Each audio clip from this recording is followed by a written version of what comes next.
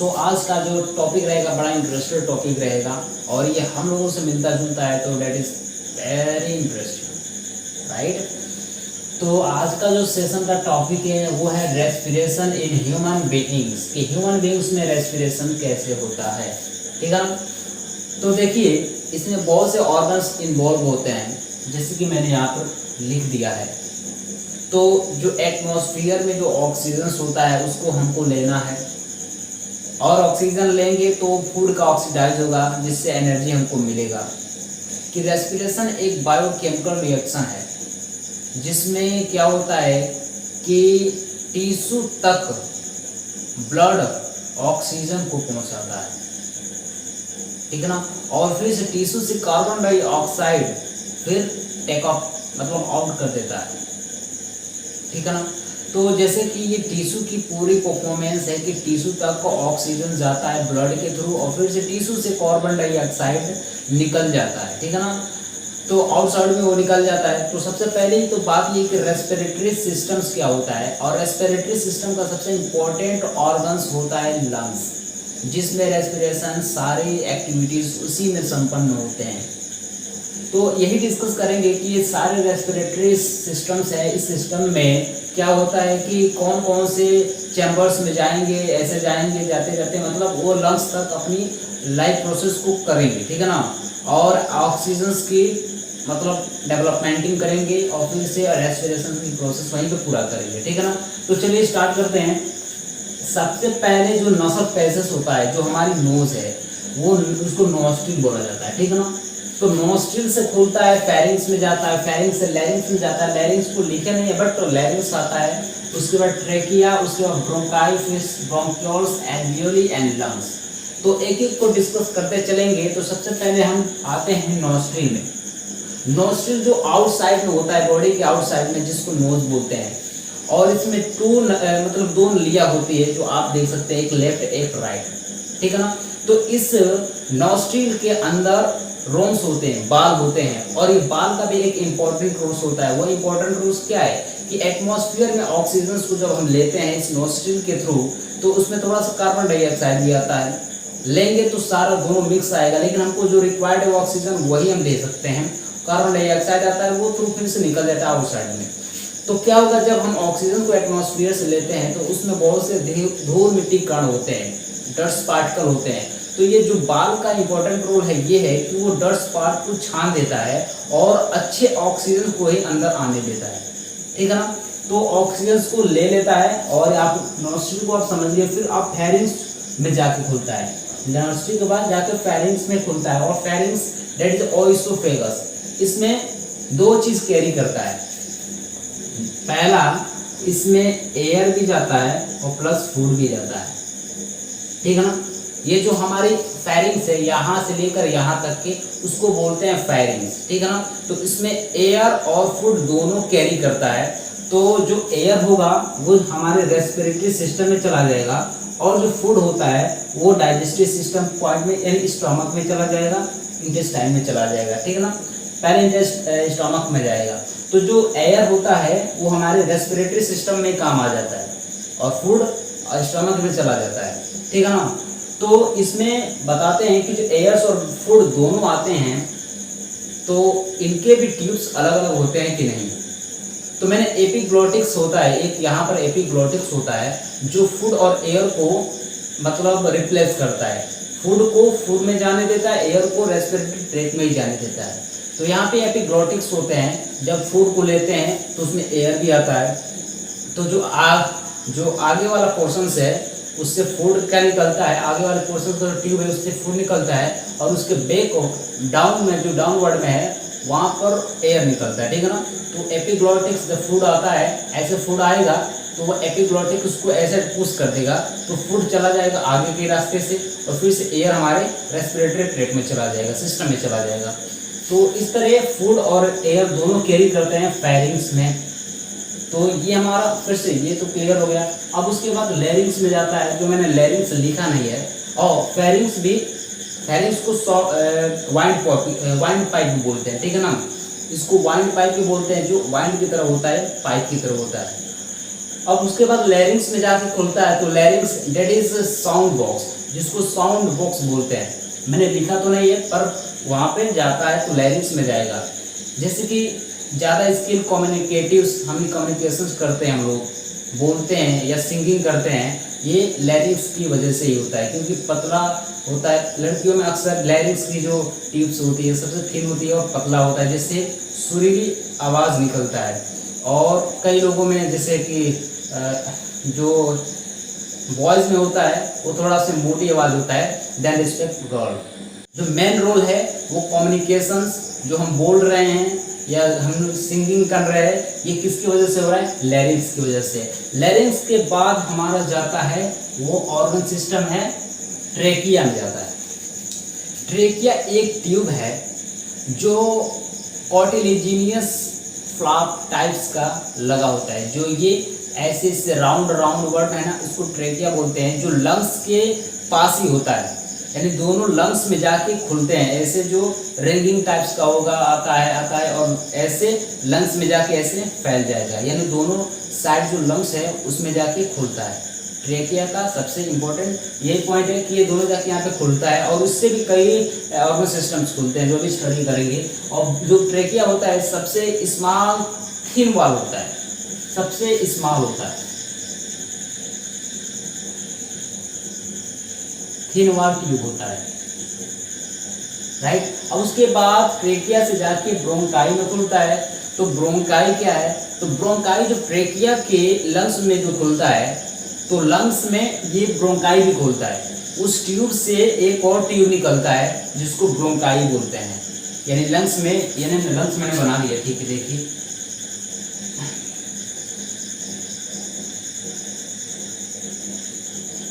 मैंने ऐसे लंग्स बना लिया, ठीक है ना। तो ये लंग्स की जो ये निकलती है ट्रेकिया, ये दोनों साइड में जो ट्रेकिया निकला, ये ट्रेकिया से फिर से एक ट्यूब निकला होता है जिसको ब्रोंकाई बोलते हैं, ठीक है ना। ये रिंग टाइप्स का होता है जिसको ब्रोंकाई बोलते हैं। उसके बाद ब्रोंकाई के बाद ब्रोंकियोल्स में जाके खुलता है, जो ऐसे ऐसे स्ट्रक्चर नुमा होता है, ठीक है ना। ब्रोंकाई से ब्रोंकियोल्स में जाके खुलता है, और फिर से ब्रोंकियोल्स होता है उसको एल्वियोली में जाके खुलता है, जो बैग लाइक स्ट्रक्चर होता है, ऐसे होता है।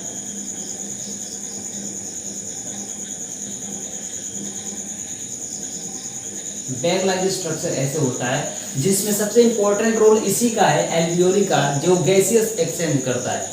बैग लाइक स्ट्रक्चर इसकी होती है, और यही गैसियस एक्सचेंज का सबसे इंपॉर्टेंट रोल क्या करता है? निभाता है, एल्वियोली। और उसके बाद एल्वियोली के बाद हमारे लंग्स, उसके बाद चला जाता है हमारे लंग्स में, ठीक है ना।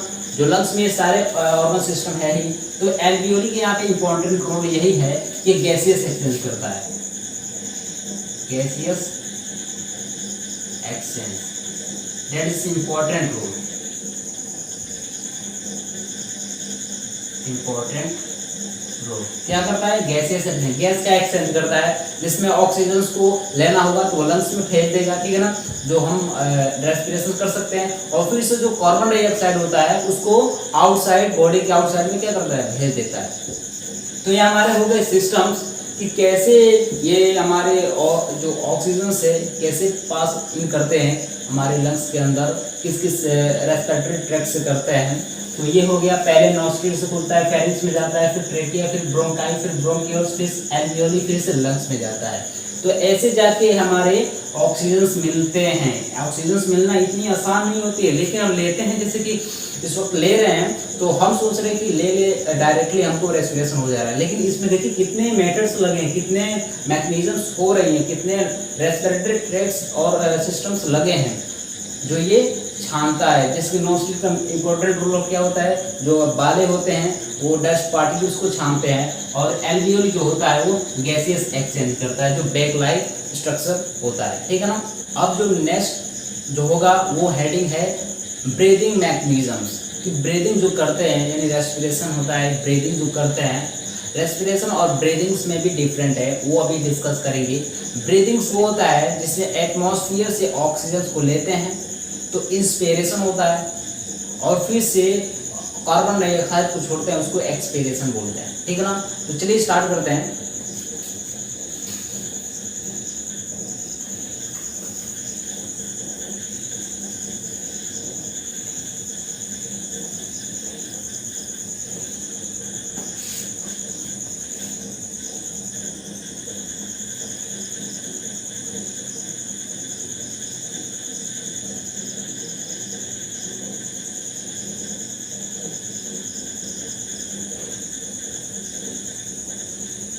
Breathing mechanisms. ये ब्रीदिंग मैकेनिज्म्स क्या होता है? एक्चुअली जो ब्रीदिंग होता है इसको इनहेलेशन और एक्सहेलेशन पार्ट में डिवाइड किया गया है, ठीक है ना। तो ये क्या होता है? इनहेलेशन और एक्सहेलेशन, इंस्पायरेशन एंड एक्सपायरेशन।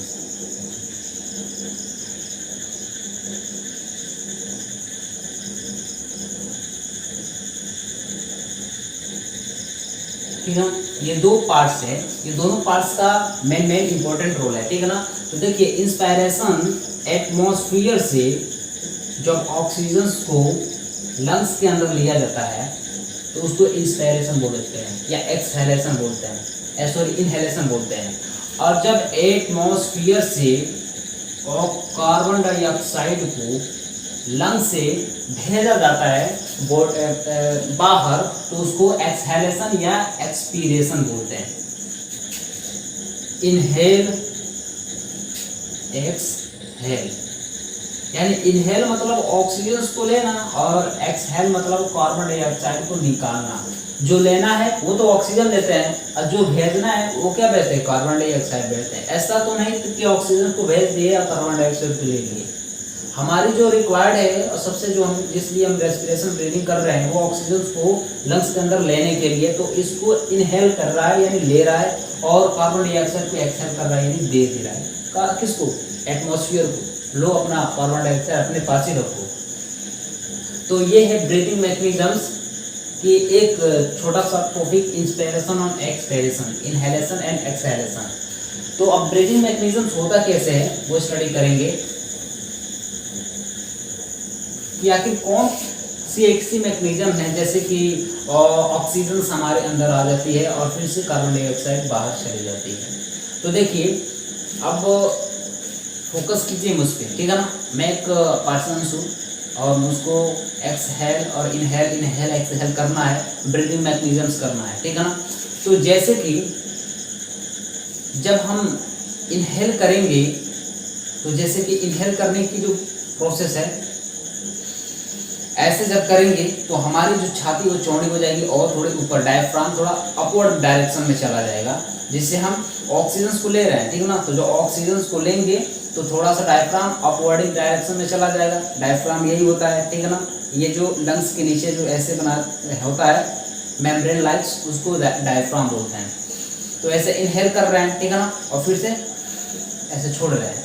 तो जब इसको छोड़ रहे हैं तो वहाँ से कार्बन डाइऑक्साइड निकल रहा है और डायफ्राम फिर से डाउनवर्ड में चला जा रहा है, ठीक है ना।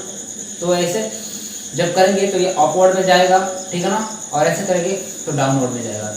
अपवर्ड में जाएगा तो इनहेल होगा और डाउनवर्ड में जाएगा तो एक्सहेल होगा। यानी इनहेल यानी जब अपवर्ड डायरेक्शन में जा रहा है तो हम ऑक्सीजन को क्या कर रहे हैं? और एटमॉस्फेयर से ले रहे हैं लंग्स में, और फिर से जब डाउनवर्ड में जा रहा है तो हम क्या कर रहे हैं? एक्सहेल कर रहे हैं कार्बन डाइऑक्साइड को, ठीक है ना। ये हमारा हो गया इनहेल और एक्सहेल का ब्रीदिंग मैकेनिज्म्स। तो जब हम इनहेल करते हैं तो हमारी जो छाती होती है वो क्या होती है? फूल जाती है, ठीक है ना। और जब एक्सहेल करते हैं, जब बाहर निकालते हैं तो हमारी जो छाती होती है वो सिकुड़ जाती है, ठीक है ना। तो ये जो जितनी प्रोसेस होती है, मैकेनिज्म्स की जो प्रोसेस होती है वो होती है थोरैकिक कैविटी में, थोरैकिक कैविटी, ठीक है ना। ये जितने भी जो लंग्स हमारे सिचुएटेड है वो थोरैकिक कैविटी में है। इंटरकॉस्टल मसल्स के कॉन्ट्रैक्शन से होता है, इंटरकॉस्टल मसल्स के कॉन्ट्रैक्शन से होता है।